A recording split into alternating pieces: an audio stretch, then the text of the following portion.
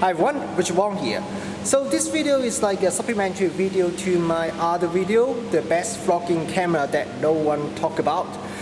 In that other video, I basically just shoot a vlog using this Panasonic VXF1 camcorder. And just to see how does it work like in real life if I use it as a vlogging camera.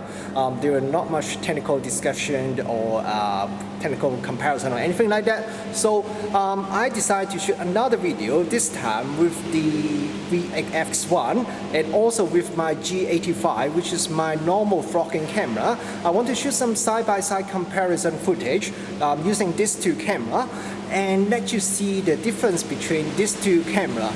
And then you can decide whether the Panasonic VXF1 or the other equivalent model that is sold in other market like in New Zealand here, and see whether you think this camera is actually the best vlogging camera or not, considering the price, the feature, the usability, and also the image quality and everything. So yeah, let's have a look at the comparison video and decide it yourself. And if you haven't watched my other video yet, please watch it after this video, as these two together can give you a better idea of whether this Panasonic camcorder is really the best vlogging camera or not.